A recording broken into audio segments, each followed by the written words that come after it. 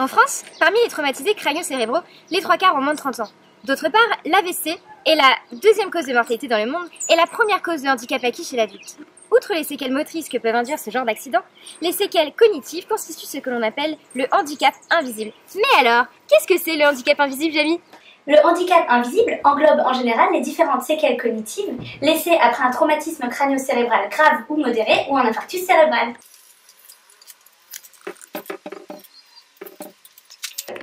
Ces déficits sont souvent accompagnés d'une anosognosie. Les patients ne sont pas conscients de leur importance ou de leur impact. Le pronostic de reprise des études est directement lié aux atteintes cognitives et comportementales. Pour reprendre ses études et être capable d'apprentissage, l'étudiant aura particulièrement besoin de ses fonctions exécutives, orchestrées notamment par le lobe frontal. Pour illustrer celle-ci, Fred est parti à l'île de la Réunion chercher des exemples faciles à comprendre. Les fonctions exécutives, Jamie, permettent tout simplement d'avoir un comportement organisé, contrôlé, afin d'atteindre un but quel qu'il soit. Puisqu'elles sont déficitaires, l'être humain manque alors d'inhibition. Il faudra faire quelque chose par contre parce que t'as mauvaise mine. De planification, de flexibilité cognitive et de mémoire de travail. Mais au fait, Jamie, il consistait en quoi déjà le mémoire ? Ah, qu'il oublie vite ce petit Fred. Notre travail était d'évaluer les plaintes cognitives laissées après une lésion cérébrale acquise chez les jeunes étudiants. Il avait pour objectif de faire un état des lieux clinique, qualitatif et sociodémographique de leur parcours post-accident. 33 patients âgés de 15 à 25 ans, suivis dans une antenne Nueros de l'hôpital Raymond Poincaré à Garches, ont répondu à un questionnaire par téléphone. Ainsi, nous avons pu faire des statistiques et répondre à notre question. Existerait-il des facteurs favorisant la reprise des études des jeunes adultes cérébro-lésés ?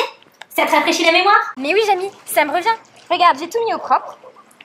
Nous avions donc constaté que la cause de l'accident, l'absence d'antécédents psychiatriques, la non-interruption du suivi UEROS, la motivation personnelle, la confiance de ses capacités, le soutien familial, pédagogique, thérapeutique, avait bien un lien avec la reprise des études. Nous avons également remarqué que finir du bac obtenu avant l'accident, le niveau du diplôme préparé au moment de l'accident, ainsi que le non-changement d'orientation scolaire après l'accident, comme l'amnésie post-traumatique plus courte, favorise la réussite dans la reprise des études. Enfin, il y a un lien entre reprise des études et catégorie professionnelle des patients aujourd'hui. Suite à ces nombreux témoignages, nous avons pu constater qu'à terme, la formation des équipes pédagogiques serait intéressante. L'orthophoniste, dans son rôle de prévention, pourrait y être un acteur déterminant dans l'amélioration de la prise en charge de cette population si spécifique.